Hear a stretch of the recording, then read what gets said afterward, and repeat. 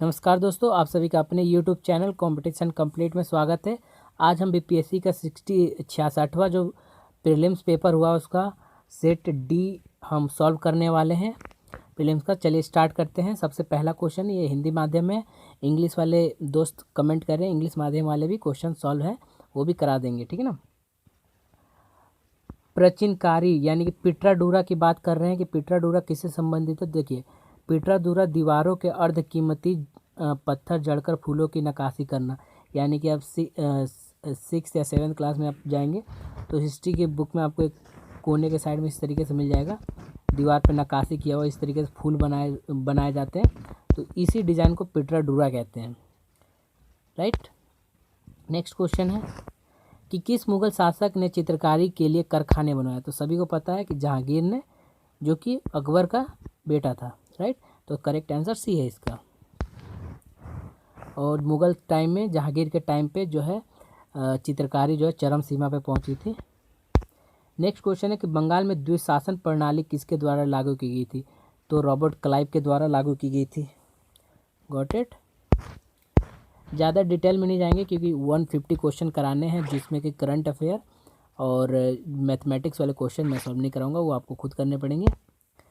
इनमें से किसने 1893 में शिकागो में आयोजित धर्म संसद में भाग लिया था। स्वामी विवेकानंद ने शिकागो में आयोजन हुआ था, वहाँ पर भाषण दिया था। ये सब आपको लुसेंट में मिल जाएगा, कहीं जाने की ज़रूरत नहीं है। और पेंटिंग्स के ऊपर, मुगल्स के ऊपर मैं वीडियो बना चुका हूँ हिस्ट्री के ऊपर, आप उसे वॉच कर लीजिए। 1923 में स्वराज पार्टी का गठन किसने किया था। देखिए, स्वराज पार्टी का गठन CR दास और मोतीलाल नेहरू ने किया था। और उसके बाद जो है स्वराज किसने सबसे पहले स्वराज की घोषणा की थी, तो जवाहरलाल नेहरू ने 1930 में की थी, रावी नदी के तट पर, ठीक है ना। इस चीज़ को आप ध्यान में रखिए। नेक्स्ट क्वेश्चन है कि नील दर्पण जो है इंडिगो की खेती करने वाले किसानों का दमन चित्रण किया गया है, इसकी रचना किसने की थी। तो दीनबंधु मित्र ने की थी, राइट।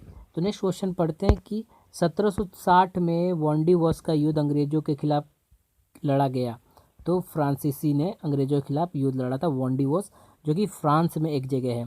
जब आप यहाँ पर अंग्रेज जो है एंग्लो फ्रेंच वार जब लड़ रहे थे इंडिया के अंदर, तो उनका उधर भी लड़ाई चल रहा था, वॉन्डीवॉस में भी उनका युद्ध चल रहा था, ठीक है ना।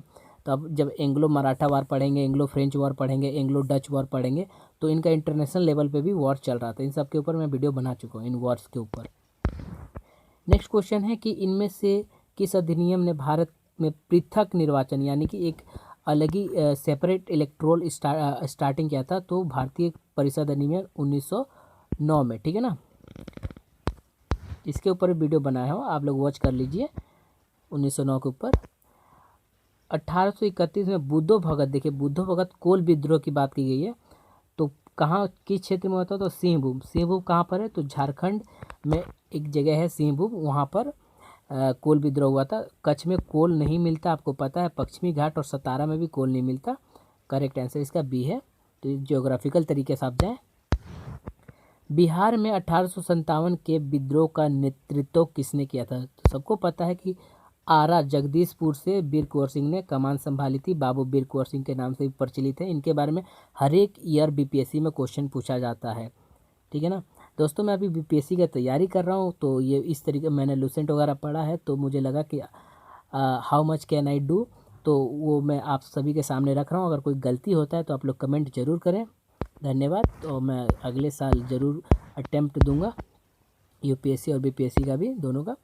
चंपारण में इंडिगो के किसानों की दशा की ओर गांधी जी का ध्यान किसने आकर्षित किया। देखिए, चंपारण में किसानों का आंदोलन यानी कि सत्याग्रह जब स्टार्ट हुआ था इंडिगो का, नील की खेती को लेकर, तो राजकुमार शुक्ल, इनका हिस्ट्री में भी नाम आता है, इनका बिहार के हिस्ट्री में भी नाम आता है। और इनका एक 9th क्लास आप अगर पढ़े हैं तो 9th क्लास में इंग्लिश में भी इंडिगो के ऊपर एक चैप्टर है। प्राचीन महाजनपद की प्रथम राजधानी क्या थी। देखिए, प्राचीन महाजनपद जो है ना, उसकी राजधानी अंग थी, राइट। बाद में जो है पाटलिपुत्रा पड़ा था, तो प्राचीन पूछ रहा है तो उसका अंग है। स्वामी सहजानंद निम्न में से किससे संबंधित थे। देखिए, स्वामी सहजानंद के बारे में ये हर साल ये भी क्वेश्चन पूछा जाता है और ये वाला भी क्वेश्चन पूछा जाता है। तो सहजानंद जो थे ना, किसान आंदोलन का गठन किया था इन्होंने बिहार में, और ये इसके नेता थे। और इन्होंने फिर लखनऊ में हेडक्वार्टर बनाया था बिहार किसान आंदोलन का, ठीक है ना, शाहजहां, और उसको चेयरमैन बने थे ये। निम्न में से कौन सा भारत में गांधी जी का प्रथम सत्याग्रह आंदोलन था? देखिए भारत में सबसे प्रथम सत्याग्रह आंदोलन चंपारण का ही था, ठीक है ना। ये जो करेक्ट कर लीजिए इस क्वेश्चन को, जो 12 क्वेश्चन है इसका इनमें से कोई नहीं है महाजनपद में, यानी कि ये जो आंसर है इनमें से कोई नहीं है, इसका आंसर है ई, ठीक है ना। ये गलती से मैंने अंक बता दिया तो उसे करेक्ट कर लीजिएगा। नेक्स्ट क्वेश्चन है निम्न में से किस हड़प्पन नगर में जूते हुए खेत मिले हैं? तो देखिए जूते हुए खेत किस में मिले हैं? तो जूते हुए खेत कालीबंगन में मिले हैं, ठीक है ना, जो कि कालीबंगन कहाँ पर आता है आप सभी का? हरियाणा में आता है। नेक्स्ट क्वेश्चन है कि त्रिरत्न, देखिए त्रिरत्न ये एनसीईआरटी में आपको मिल जाएगा कि त्रिरत्न, तीन रत्न किससे संबंधित है? तो वो जैनिज्म यानी कि जैन धर्म से संबंधित है, रिलेट करता है। नेक्स्ट क्वेश्चन है इनमें से किस शासक ने चतुर्थ बौद्ध संगीति कश्मीर में आयोजित की थी? तो कश्मीर के समय किसने किया था? तो कनिष्क ने किया था, ठीक है ना। कश्मीर में चौथा बौद्ध संगीति, 2 तो बिहार में ही हुआ था, आप सभी को याद रहना चाहिए। इन सब के ऊपर मैंने जो बौद्धिस्ट काउंसिल है, पूरे 6-7 काउंसिल होते हैं जिसमें से इंपॉर्टेंट 4 काउंसिल्स हैं, ठीक है ना, और उसका क्या थीम रहा इसके ऊपर वीडियो में बना चुका हूँ, आई होप कि आप वो वॉच कर लेंगे। नेक्स्ट क्वेश्चन है इनमें से किस भारतीय दर्शन ने परमाणु सिद्धांत का प्रतिपादन किया? तो परमाणु सिद्धांत का प्रतिपादन सांख्य ने किया था, सांख्य मुनि ने, ठीक है ना। किस दिल्ली सुल्तान ने रक्त एवं लौ यानी कि ब्लड एंड आयरन की पॉलिसी अपनाई थी? तो बलबन ने। ये जो भी इसके खिलाफ षड्यंत्र रचता था, चाहे उसका सेनापति हो चाहे कोई भी हो, उसको मार देता था। तो आपको एनसीईआरटी में, ओल्ड एनसीईआरटी में मिल जाएगी। ये सब चीज़ें मैंने पहले पढ़ा हुआ है, मैं तैयारी कर रहा था, तो अभी मेरा ग्रेजुएशन पूरा नहीं हुआ तो इसलिए मैं रुका हुआ था, और मैं अभी तैयारी चल रहा है मेरा। तो आई होप कि आपको अच्छा लग रहा होगा वीडियो। अगर कुछ गलती हो तो छोटा भाई समझ के आप बता दें। कौन सा मध्यकालीन भारतीय साम्राज्य व्यापक स्तर पर स्थानीय स्वशासन के लिए प्रसिद्ध था? तो देखिए क्या पूछ रहे हैं यहाँ पर, मध्यकालीन साम्राज्य स्वशासन के लिए कौन था? तो जो चोलास थे, ठीक है ना, चोलास यानी कि जो चोल था साउथ में, वो प्रसिद्ध था। भारत का 13वां प्रधान बंदरगाह किस राज्य में स्थापित किया जाने वाला है? ये देखिए करंट अफेयर का क्वेश्चन आ गया, तो ये महाराष्ट्र में किया जाने वाला है, राइट। निम्न में से कौन सा राज्य भारत में सर्वाधिक सौर ऊर्जा का उत्पादक है? देखिए सौर ऊर्जा यानी कि जो सनलाइट से ऊर्जा उत्पादन करता है, कर्नाटका। नेक्स्ट क्वेश्चन है खनिज और जिले के निम्न जोड़ों में से कौन सा जोड़ा सही है? यानी कि इसमें से जो जोड़ा दिया हुआ है वो जोड़ा कौन सा सही है? तो देखिए लाइमस्टोन कैमूर में मिलता है, जो लाइमस्टोन है वो कैमूर में नहीं मिलता है, ठीक है ना। कैमूर में आपको सिलवट्टे वाले पत्थर मिलते हैं, कैमूर हो गया, रोहतास हो गया, और जो डेहरी ऑनसोन का एरिया है, जो गया तक का एरिया है, उधर आपको एक पत्थर मिलेगा जिसका सिलबट्टा या फिर जो हम लोग यूज़ करते हैं छत बनाने के लिए, वो चीज़ें मिलता है। तो लाइमस्टोन नहीं मिलता कैमूर में। माइका भागलपुर में भी नहीं मिलता, करजाइट मधुबनी में नहीं मिलता बिल्कुल ही, लेड और जिंक गया में नहीं मिलता, लेड और जिंक जो है झारखंड में मिलता है। तो इसका आंसर ई है, इनमें से कोई जोड़ा सही नहीं है। नेक्स्ट क्वेश्चन है कि उद्योग और स्थान के निम्न जोड़ों में से कौन सा जोड़ा सही नहीं है? कौन सा जोड़ा सही नहीं है? देखिए उद्योग के हिसाब से सही नहीं है। ये ऑयल रिफाइनरी बरौनी में है, बरौनी बिहार में आपको पता है, एकमात्र ऑयल रिफाइनरी है। सीमेंट बंजारी में है, फर्टिलाइज़र भरोही में है, रेल डिब्बा अभियांत्रिक भागलपुर में है, ठीक है। इनमें से ये ई जो है इसका करेक्ट आंसर होगा, क्योंकि सभी सही हैं और ई जो है इसका सही आंसर होगा। नेक्स्ट क्वेश्चन है कि बिहार के निम्न जिलों में से किस जिले में ही पिडमोंट स्वैम्प मिट्टी, देखिए पिडमोंट स्वैम्प मिट्टी की बात करिए, सिर्फ एक ही जिले में पाई जाती है, तो पश्चिमी चंपारण में पाई जाती है, ठीक है ना। जो नेपाल से नदियाँ आती हैं उधर साइड में, तो उस कारण वो पिडमेट मिट्टी वहीं से आती हैं, पहाड़ों से कट के। बिहार में निम्न प्रशासनिक विभागीय जोड़ों में से किस जोड़े में गंगा नदी नहीं बहती? तो देखिए किस जोड़े में गंगा नदी नहीं बहती, देखिए अगर आप बिहार का मैप देखेंगे तो दरभंगा आपको नेपाल की साइड नज़र आएगा, ठीक है ना। पूर्णिया जो है इधर बंगाल की साइड नज़र आएगा, तिरहुर जो आपको बीच में, सारण जो बीच में नज़र आएगा, मगध जो है इधर गया के साइड में नज़र आएगा। तो इसका करेक्ट आंसर डी होगा। कैसे मैं आपको बता दूं कि दरभंगा गंगा नदी नहीं बहती, तो दरभंगा मुंगेर इस जोड़े में, दरभंगा में तो नहीं बहती बट मुंगेर में जो है, जो इधर साइड मुंगेर है, इधर से जब गंगा नदी आती है तो इस तरीके से बहती है, पर दरभंगा में नहीं बहती, ठीक है ना। पूर्णिया और भागलपुर में तो यहाँ पर गंगा नदी बहती है, इस जोड़े में बहती है, क्योंकि यहाँ जोड़ा लगाना है ना, किसी में भी बहेगी तो हो जाएगा। तिरहुत और सारण में भी बहती है, ठीक। जो मगध का एरिया है यानी कि जो गया का एरिया है, जो तो उस एरिया में जो है फल्गु नदी बहती है और कोसी नदी बहती है और सोन नदी बहती है, ठीक है ना। तो यहाँ पर हाँ ठीक है, कोसी और सोन नदी बहती है और फल्गु नदी बहती है, तो इसका करेक्ट आंसर डी है, ठीक। ज्योग्राफिकल तरीके से आप जाइए। नेक्स्ट क्वेश्चन है 27 का क्या है कि जनजाति और जिले के निम्न जोड़ों को, यानी कि किस जिला में कौन सा जनजाति नहीं मिलता। तो देखिए संथाल जो है बांका में मिलता है, ठीक है ना। मुंडा जो है जमुई, यानी कि जमुई देखिए झारखंड के साइड लगा हुआ जिला है। सुपौल में उराव मिलता है और खरवार जो है भागलपुर में नहीं मिलते, खरवार जो है पूर्णिया के साइड में मिलते हैं, ठीक है ना। तो करेक्ट आंसर इसका डी है। बिहार के राज्य के कुल भौगोलिक क्षेत्र के समस्त वन क्षेत्र बताइए, यानी कि बिहार में कितना वन क्षेत्र है भौगोलिक क्षेत्र के मुताबिक, तो 7.27% है ना। नेक्स्ट क्वेश्चन है कि निम्न में से किस जिले में बिहार का एकमात्र राष्ट्रीय उद्यान है। तो एकमात्र राष्ट्रीय उद्यान जो है पश्चिमी चंपारण में है। देखिए ये करंट अफेयर में रहा है क्वेश्चन कि भौगोलिक क्षेत्र की दृष्टि से जापान का सबसे बड़ा द्वीप होन्शु है, ठीक है ना। तो इसमें ज़्यादा आप दिमाग लगाने की कोशिश ना करें। ग्रीनलैंड निम्न देशों में से किस देश का भाग है। तो देखिए ग्रीनलैंड जो डेनमार्क को जिसको कहते हैं हम लोग, ठीक है, जहाँ पर दूध की नदियाँ बहती है, मान के चलिए वहाँ पर दूध का जो उत्पादन है दुनिया भर में बहुत ज़्यादा होता है डेनमार्क में, ग्रीनलैंड में, ठीक। और इसी को हम आइसलैंड भी बोलते हैं, ठीक है ना, आइसलैंड। तो आप इस चीज़ को भी ध्यान रखिए। बाकी यूके तो आप जानते हैं, कनाडा और फिनलैंड तो आप जानते होंगे। दिसंबर 2018 के अनुसार विश्व के निम्न देशों में से किस देश में सबसे अधिक भारतीय आबादी। देखिए यूएई यानी कि यूनाइटेड अरब एमिरेट में इंडियन सबसे ज़्यादा हैं, वहाँ काम करने जाते हैं, आपको पता होगा, DNA जी न्यूज़ पे भी आ चुका है ये। निम्न देशों में से किस देश में 2019 में सालाना सबसे अधिक सोने का उत्पादन किया। देखिए सबसे ज़्यादा सोने का उत्पादन चीन ने किया 2019 के अंदर, ठीक है ना। उससे पहले अमेरिका था, USA, जो डी नंबर है उसका करेक्ट आंसर सी है। निम्न में से किस महाद्वीप में सबसे अधिक देश है। देखिए अफ्रीका में 54 देश है, आप सभी को पता है, मैप देखेंगे तो अफ्रीका में आपको छोटे छोटे देश आपको नज़र आ जाएंगे।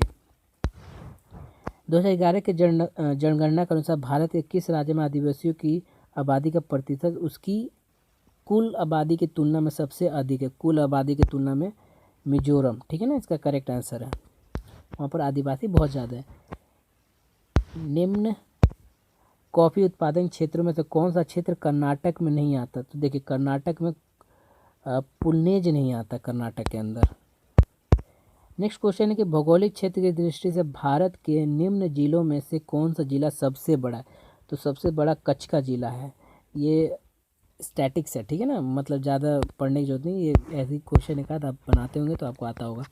भारत में किस राज्य में वन्य जीव अभयारण्य सबसे अधिक है। सबसे अधिक वन्य जीव अभयारण्य महाराष्ट्र के अंदर है।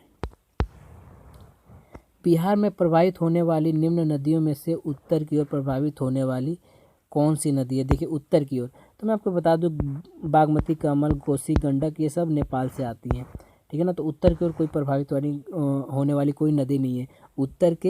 उत्तर से दक्षिण की ओर प्रभावित होने वाली सारी नदियाँ, ठीक है ना। इसका करेक्ट आंसर ई है। नेक्स्ट क्वेश्चन भी करंट अफेयर्स आ गया कि निम्न हिमालय पर्वत श्रेणियों में से किस पर्वत श्रेणी को अटल टनल जो अभी बना है, उद्घाटन हुआ, वो पीर पंजाल को काटती है, ठीक है ना, पार करती है। विधि का नियम या कानून का अधिराज्य का क्या मतलब है। देखिए विधि का नियम और कानून का, तो देखिए सभी के लिए एक कानून होगा, यानी कि विधि का नियम, ठीक है ना, यानी कि एक ही सभी के लिए लॉ होगा। और कानून का अधिराज्य यानी कि सभी के लिए एक ही जस्टिस सिस्टम होगा, ठीक। तो करेक्ट आंसर इसका ए है।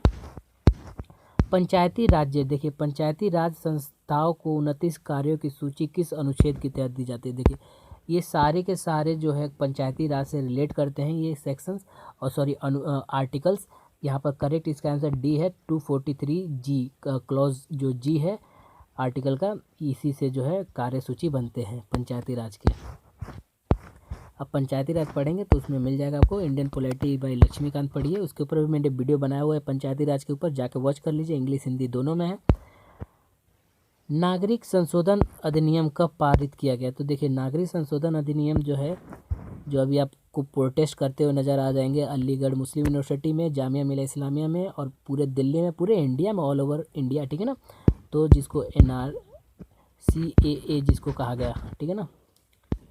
तो इसका करेक्ट आंसर 11 दिसंबर 2019 है।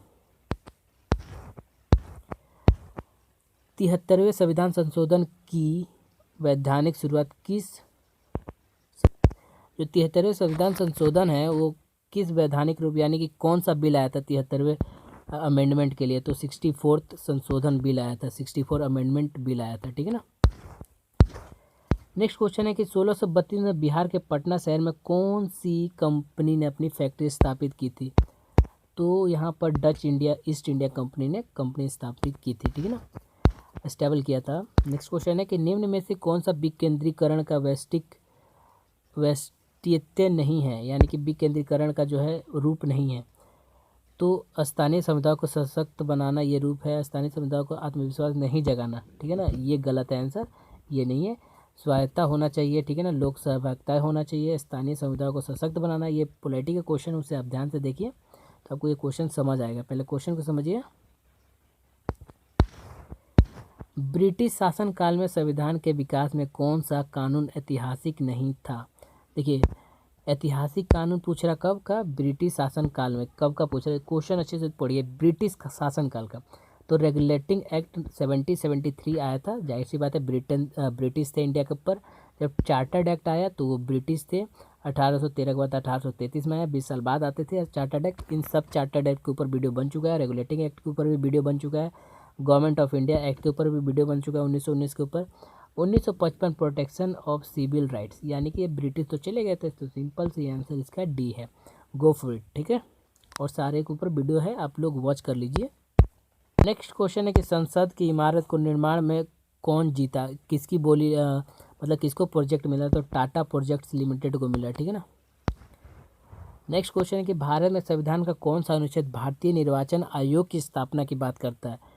तो 324 करता है, आर्टिकल 324, ठीक है ना, इलेक्शन कमीशन की बात करता है। नेक्स्ट क्वेश्चन है वर्तमान में राष्ट्रीय महिला आयोग की प्रमुख कौन है? तो रेखा शर्मा है। इसके बाद देखिए इकोनॉमिक्स के क्वेश्चन, अगर मैंने अभी इकोनॉमिक्स जो है पढ़ा नहीं है तो आई होप कि मैं इसे स्किप कर रहा हूँ और आप लोग इसे पढ़ लेंगे, एक बार क्वेश्चन आप देख लीजिए, ठीक है ना। तो इकोनॉमिक्स जैसे ही होगा तो मैं ज़रूर उसके ऊपर वीडियो डालूंगा। इकोनॉमिक्स में पढ़ रहा हूँ और इसमें इकोनॉमिक्स के साथ साथ करंट अफेयर भी, ठीक है ना। इकोनॉमिक्स जो है ना वो करंट अफेयर से कोरिलेट करता हुआ इन्होंने बना रखा है, तो आप उस चीज़ को ध्यान में देखें। इकोनॉमिक्स के साथ जो है करंट वाले इकोनॉमिक्स पढ़ें, यानी कि जो करंट अफेयर में इकोनॉमिक्स के टर्म चल रहे हैं ना उसके बारे में पढ़ेंगे तो अच्छे से आप कर पाएंगे उसको। वर्ष 2019-20 में निम्न में से कौन सा देश भारत का सर्वाधिक व्यापारिक भागीदार था? तो सर्वाधिक व्यापारिक भागीदार संयुक्त राष्ट्र ऑफ अमेरिका USA रहा है इंडिया के अंदर। भारतमाला परियोजना से भारत का निम्न में से कौन सा इंफ्रास्ट्रक्चर क्षेत्र? तो भारतमाला परियोजना क्या है? तो भारतमाला परियोजना जो है सड़क इंफ्रास्ट्रक्चर से जुड़ा हुआ है। नेक्स्ट क्वेश्चन है कि प्रसिद्ध गीत सरफरोशी की तमन्ना अब हमारे दिल में है, किसके रचयिता कौन है? तो राम प्रसाद बिस्मिल, ठीक है ना। नेक्स्ट क्वेश्चन है कि बंगाल विभाजन की बात चल रहा है, तो बंगाल विभाजन के ऊपर मैंने वीडियो बनाया हुआ, तो आपके दिमाग में वो सब कुछ आ जाना चाहिए कि यहाँ पर प्रत्याघात के रूप में कौन सा आंदोलन शुरू किया गया, यानी कि बंगाल विभाजन के टाइम में कौन सा आंदोलन स्टार्ट किया गया था? तो यह असहयोग आंदोलन नहीं किया गया था, ठीक है ना, 1930 में किया गया था, ठीक। सविनय अवज्ञा आंदोलन 1932 के करीब किया गया था। स्वदेशी आंदोलन, ठीक है ना, और पूर्ण स्वराज आंदोलन, तो पूर्ण स्वराज आंदोलन जो है 1930 में शुरू किया गया था, ठीक। स्वदेशी आंदोलन 1905 और 6 के बीच शुरू किया गया था, ठीक है ना। कब शुरू किया गया था? 1900, यानी कि करेक्ट आंसर सी है। अब बंगाल विभाजन कब स्टार्ट हुआ था? तो 1905 में स्टार्ट हुआ था, जब लॉर्ड कर्जन बंगाल कार्यभार संभाल रखे थे? Lord Curzon. तो ये सारे क्वेश्चन पूछे जाते हैं। लॉर्ड कर्जन 1905 बंगाल विभाजन। नेक्स्ट क्वेश्चन है कि इनमें से 1945-46 में दिल्ली INA यानी कि इंडियन नेशनल आर्मी, दिल्ली में एक जगह भी INA करके साउथ दिल्ली में, तो मुकदमों के पक्ष में यहाँ पर मुकदमा हुआ था, तो वकील कौन था INA के मुकदमों के पक्ष में? तो भूला भाई देसाई थे, राइट। और के मुंशी के बारे में तो जान लीजिए, ये तो वकील थे ही नहीं। के मुंशी तो एक हिंदी के व्यापक टीचर थे। मैडम कामा ने भारत के तिरंगी स्वतंत्रता ध्वज को कहाँ फहराया था? देखिए, मैडम कामा ने, भिकाजी कामा उनका पूरा नाम था, उन्होंने स्टुटगार्ट में जो है इंडिया का स्वतंत्रता का ध्वज फहराया था। नेक्स्ट क्वेश्चन है कि निम्न में से कौन सी जोड़ी सही है? इनमें से कौन सी जोड़ी सही है? तो विनोबा भावे द्वितीय व्यक्तिगत सत्याग्रही नहीं कहा गया। CR दास देशबंधु, इनको जो है CR दास को ही देशबंधु कहा जाता है। ऊपर हमने क्वेश्चन में भी एक देखा था देशबंधु के बारे में, CR दास और मोतीलाल नेहरू, ठीक है ना। तो इसका करेक्ट आंसर बी है। नेक्स्ट क्वेश्चन है कि भारतीय राष्ट्रीय कांग्रेस द्वारा किस दिन को पूर्ण स्वराज दिवस घोषित किया गया था? 26 जनवरी 1930 को। तो इसी के चलते जो है 26 जनवरी 1950 को संविधान को लागू किया गया, और उसी दिन जो है संविधान जो है रिपब्लिक डे मनाया जाता है, ठीक है ना। वैसे 26 नवंबर को ही जो है संविधान के कुछ पार्ट्स 1949 में कुछ पार्ट जो है लागू हो गए थे, कुछ आर्टिकल्स वगैरह, पर पूरा जो फोर्स में आया वो 26 जनवरी 1950 को आया, ठीक है ना। तो कुछ आर्टिकल जैसे 343, ठीक है ना, 393, ठीक है ना, 21, मतलब कुछ आर्टिकल जो है लागू हो गए थे। वो लूसेंट में दिया हुआ कौन कौन सा आर्टिकल लागू हुए, तो आप उसको देख लीजिए। वो भी क्वेश्चन पूछ देता है कि 26 नवंबर 1949 को कौन कौन सा आर्टिकल जो है लग गए थे, इंडिया के अंदर स्टार्ट हो गए थे, तभी उसको संविधान डे के रूप में मनाया जाता है। बिहार की स्थापना की बात की गई है तो 1912 में बिहार की स्थापना हुई थी, ठीक है ना। जब देखिए उड़ीसा, ठीक, बंगाल और बिहार जब तीनों एक थे, तो उड़ीसा और बंगाल जो है इस तरीके से, उड़ीसा अलग हो गया, बंगाल और बिहार एक हो गया 1912 में, ठीक है ना। फिर 1936 में क्या हुआ? बिहार और बंगाल अलग हो गए, ठीक है ना। फिर 2000 में क्या हुआ? बिहार और झारखंड अलग हो गया। तो इस चीज़, तीनों चीज़ को आपको ध्यान में रखना, क्योंकि तीनों क्वेश्चन पूछता है। आप जब प्रीवियस क्वेश्चन बैंक उठाएंगे तो आपको पता चलेगा। नेक्स्ट क्वेश्चन, बिहार में 3 कठिया पद्धति में नील की खेती के लिए भूमि का कितना भाग? तो 3/20 यानी कि सी इसका आंसर है। ये आपको नील की खेती वाले आप पढ़ेंगे हिस्ट्री तो उसमें मिल जाएगा। बिहार में प्रथम मुख्यमंत्री कौन थे? तो प्रथम मुख्यमंत्री श्री कृष्ण थे। सत्यपाल मलिक अभी गवर्नर हैं मेरे ख्याल से गोवा वगैरह के, अभी से याद नहीं है, और रिटायर भी हो गए। बिहार में कांग्रेस का प्रथम अधिवेशन कहाँ रखा गया? तो प्रथम अधिवेशन जो कांग्रेस का पटना में रखा गया था। जयप्रकाश यानी कि JP, इनको शॉर्ट फॉर्म में JP जाना जाता है, उनको किसकी उपाधि दी गई थी? तो लोकनायक की उपाधि से उनको नवाजा गया था। और इनका एक और क्वेश्चन है कि ये मोतिहारी जेल से छूट के भागे थे, सॉरी हजारीबाग जेल से। निम्न में से किस कॉलेज में गांधी जी ने पढ़ाई की थी? देखिए, गांधी जी ने गुजरात के भावनगर में श्यामल दास कॉलेज से पढ़ाई की थी। 1857 के विद्रोह में सक्रिय भाग किसने लिया था? सक्रिय भाग यानी कि एकदम एक्टिव थे। देखिए, तो एकदम एक्टिव नाना साहेब कानपुर में मारे गए थे। हजरत बेगम हजरत महल लखनऊ, ये नेपाल की तरफ पलायन हो गई थी। मौलवी अब्दुल्ला मारे गए थे। बेगम जिन्नत महल, ये भी गायब हो गई थी। करेक्ट आंसर का ई है, कोई भी एक्टिव नहीं थे। किस अधिनियम के बारे में जवाहरलाल नेहरू ने कहा था कि, देखिए ये कोट बहुत ही इंपॉर्टेंट है एनसीईआरटी में, बिपिन चंद्र एनसीईआरटी में है, हमें एक ऐसी कार दी गई थी जिसमें सब ब्रेक थे किंतु इंजन नहीं था। एक ऐसी कार जिसमें ब्रेक थे लेकिन इंजन नहीं था। तो 1935 का जो गवर्नमेंट ऑफ इंडिया एक्ट 1935 अंग्रेज दे के गए थे, वो उसके बारे में उन्होंने ये कोट कहा। दांडी यात्रा कितने दिनों तक चली थी? देखिए, दांडी यात्रा 24 डेज तक चली थी। फिर नेक्स्ट देखिए, नेक्स्ट जो है रीजनिंग का क्वेश्चन आ गया, इसे आप करिए और कमेंट में ज़रूर बता दीजिए कर करके एक एक क्वेश्चन को, ठीक। पॉज कर लीजिए वीडियो को। नेक्स्ट है कि दूध किसका घटिया स्रोत है? साइंस आ गया यहाँ पर। देखिए, दूध जो है विटामिन सी का घटिया स्रोत होता है। कैल्शियम उसके अंदर होता है, प्रोटीन होता है, कार्बोहाइड्रेट होता है, बट विटामिन सी नहीं होता। अगर विटामिन सी होगा, खट्टा होगा तो दूध फट जाएगा, जो कि दही बन जाएगा। लैक्टोबैसिलस जो बैक्टीरिया होते हैं उनके कारण दही बन जाता है, वो विटामिन सी में कन्वर्ट कर देते हैं। पुलिस द्वारा नशे में गाड़ी चलाने वाले की सांस के लिए जांच के लिए फिल्टर पेपर होता है, वो क्या होता है? तो वो सल्फ्यूरिक अम्ल होता है, ठीक है ना, पोटेशियम परमैंगनेट। तो पोटेशियम डाइक्रोमेट सल्फ्यूरिक अम्ल होता है, ठीक है ना।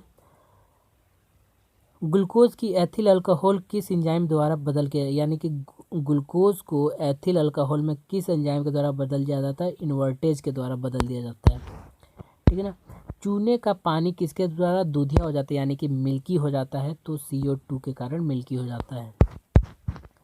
पेट्रोल तथा डीजल के अधूरे जलने से क्या उत्पन्न होता है? देखिए, हम अगर पॉल्यूशन वगैरह का एसे वगैरह पढ़ते हैं, उसमें भी कार्बन मोनोऑक्साइड आता है कि जब पेट्रोल और डीजल जब जलता है, धुआं निकलता है गाड़ी व्हीकल से, तो कार्बन मोनोऑक्साइड बनता है, जिसको शॉर्ट फॉर्म CO लिखते हैं, ठीक है ना। CO2 नहीं लिखते, CO लिखते हैं। इस चीज़ को आपको ध्यान में रखना है, ये भी शॉर्ट फॉर्म भी आता है। एक pH घोल है, ठीक है ना, तो उसका pH घोल 3 से 6 में बदलता है, तो इसमें H+ आयन की सांद्रता कितनी होगी? इसका फॉर्मूला होता है दोस्तों, तो इसका आंसर जो है C है। रेत और नैप्थलीन के मिश्रण को किसके द्वारा अलग किया जाता है? तो सब्लिमेशन, ऊर्ध्वापातन के द्वारा जो है फिल्टर किया जाता है। बेंजीन, देखिए बेंजीन में सिग्मा और पाई बंद की संख्या होती 12 और 3 जो है बेंजीन में सिग्मा और पाई की बंद होती है।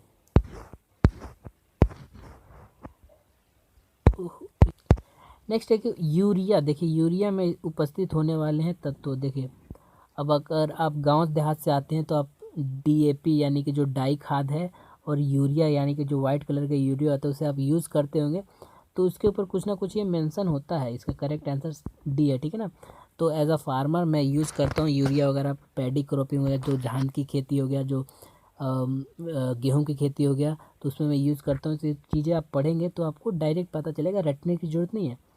निम्न में से कौन सा ऊष्मा का सबसे अधिक कुचालक है? तो सीसा जो है ऊष्मा का कुचालक है। विटामिन जो रक्त के थक्के बनाता है, यानी कि जो ब्लड क्लोटिंग का काम करता है, ब्लड क्लोटिंग का काम कौन करता है? विटामिन के। जब ब्लड क्लोटिंग नहीं होगा तो ब्लड अगर बहने लगेगा, चोट लगेगा, तो हीमोफीलिया नाम की बीमारी होती है, जिसको हीमोफीलिया या फिर जो है क्वीन डिजीज़ भी कहते हैं, उसको रॉयल डिजीज़ भी कहते हैं। सबसे पहले ब्रिटेन की क्वीन को हुई थी, तो इसलिए रॉयल डिजीज़ कहते हैं उसको। ये कोई कहानी है, बस यही बुक वगैरह में भी लिखा होता है ऐसे। महिला सेक्स हार्मोन कौन सा है? तो एस्ट्रोजन जो है महिला सेक्स हार्मोन होता है, ठीक है ना। तो जब हम हार्मोन्स के बारे में पढ़ लेते हैं, थोड़ा सा इनके ऊपर मैंने वीडियो बनाया हुआ, आप लोग देख लीजिए, जो मैच्योरिटी के बारे में, फीमेल के मैच्योरिटी को बताता है, और जितने भी स्ट्रक्चर वगैरह फीमेल के बॉडी में चेंजेस होते हैं एस्ट्रोजन के कारण होते हैं। एंड्रोजन जो कि एक्स वगैरह के लिए है। इंसुलिन जो कि जब शुगर लेवल बढ़ जाता है तो उसको इंसुलिन के द्वारा कम किया जाता है, उसको शुगर लेवल को क्या करता है, ये रेगुलेट करता है। ऑक्सीटॉक्सिन हार्मोन जो कि मिल्क हार्मोन होता है फीमेल के अंदर, जो कि मिल्क प्रोड्यूस करवाता है, ठीक। इसका करेक्ट आंसर ए है। नेक्स्ट क्वेश्चन की तरफ बढ़ते हैं जल्दी जल्दी, क्योंकि बहुत ज़्यादा टाइम भी हो गया। पार्किंस बीमारी के उपचार के विकास के लिए किसको नोबेल पुरस्कार मिला था? तो नोबेल पुरस्कार ये करंट अफेयर का है, तो इसका आंसर मुझे नहीं पता, एक बार आप कर लीजिए, गूगल कर लीजिए।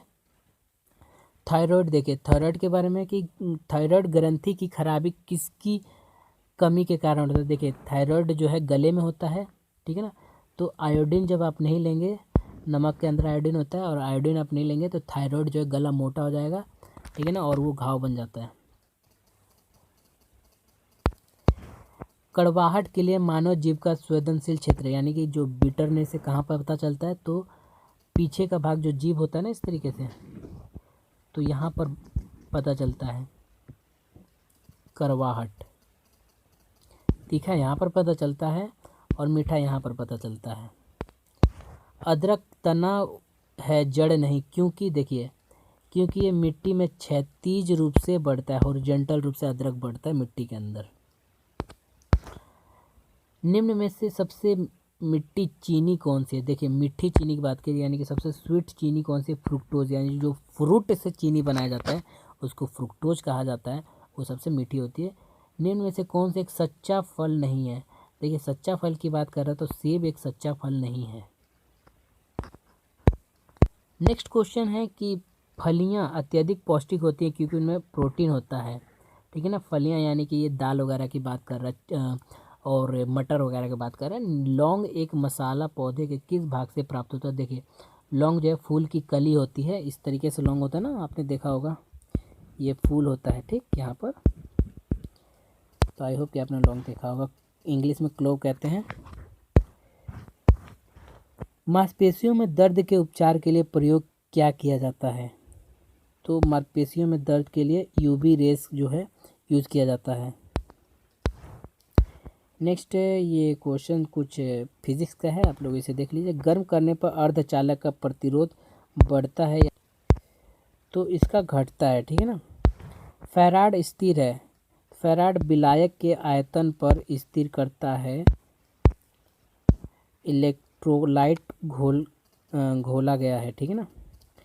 जिसमें इलेक्ट्रोलाइट घोला गया हो तो वो फैराड जो है स्थिरांक यानी कि वो स्टेबल हो जाएगा उस समय। प्रकाश वर्ष यानी कि जो लाइट ईयर है उसको इसकी इकाई क्या है? तो इसका डिस्टेंस जो होता है इकाई होता है, ठीक। तो ये फिजिक्स के क्वेश्चन है और फिजिक्स थोड़ी मेरी कमज़ोर है, तो आई होप कि आप इसे खुद कर लेंगे एक बार फॉर्मूले से, ठीक है ना। ये जो जीके क्वेश्चन है ये मैं बता देता हूँ कि पहला आदमी जिसने चांद पर अपना पैर रखा था तो नील आर्मस्ट्रॉन्ग है, ठीक है ना, नील आर्मस्ट्रॉन्ग। प्लूटोनियम निक्लोइड 94 Pu242 के नाभिक में न्यूट्रॉन की संख्या होती है कि? करेक्ट आंसर जो है इसका बी है, ठीक है ना। नेक्स्ट क्वेश्चन है कि सबसे ज़्यादा सनयानता होती है तो शहद की होती है सबसे ज़्यादा सनयानता। यहाँ पर देखिए, यहाँ पर आपका करंट अफेयर आ गया, ठीक है ना। तो किस भारतीय फिल्म अभिनेता को टाइम मैगजीन 222 में सबसे प्रभावशाली 100 लोगों की सूची में रखा गया? तो आयुष्मान खुराना को। हाल ही में कितने समुद्री तटों को ब्लू फ्लैग दिया गया? तो 6। ये सब करंट अफेयर, तो करंट अफेयर तो चेंज होते रहते हैं, इसको कराना ना कराना दोनों बराबर ही है, ठीक है ना। तो आई होप कि आप समझ रहे होंगे इस बात को। तो ये सब करंट अफेयर है दोस्तों, ठीक है ना। तो करंट अफेयर मैंने तैयार इसलिए नहीं किया क्योंकि करंट अफेयर से अभी कोई मतलब नहीं था तैयार करना अभी से, ठीक। तो ये सब कुछ कोविड कोरोना से रिलेटेड, कोरोना पैंडेमिक से रिलेटेड भी क्वेश्चन एक आध पूछ गए हैं, तो इससे पता चलता है जो पेपर है वो एकदम पेपर जो है एकदम लेटेस्ट है। एक क्वेश्चन यहाँ पर जी के भारत की पहली स्वदेशी एंटी रेडिएशन मिसाइल, ये भी आपको डीएनए टेस्ट यानी कि जो जीन इस बात है उसमें मिल जाएगा, रुद्रम उसका एक सही आंसर है। ये करंट अफेयर मुझे आता है कि हाल ही में नेशनल स्कूल ऑफ ड्रामा का अध्यक्ष परेश रावल को बनाया गया, ये भी न्यूज़ पे आए हुए थे। तो आप न्यूज़ भी देखते हैं, बीपीएससी के लिए आप न्यूज़ देखते हैं और डेली 2 घंटे भी डेली 1-1.5 घंटे भी देख लेते हैं तो आपको समझ आ जाएगा अच्छा खासा। तो इसके लिए न्यूज़ उतना पढ़ने की जरूरत नहीं पड़ता, ये तो न्यूज़ पे आते रहते हैं। यूपीएससी का आप तैयारी करते हैं तो न्यूज़ उसको पढ़ने को, उसका थीम पढ़ने को आपको ज़रूरत पड़ेगा। तो आई होप कि आपको ये अच्छा लगा होगा। अच्छा लगा हो तो लाइक कर दीजिए, शेयर कर दीजिए और कमेंट करके ज़रूर बताएं जो गलतियाँ होंगी। और ड्यूरिंग कोरोना पैंडेमिक आप घर पे रहें और पढ़ाई करते रहें। Have a nice day.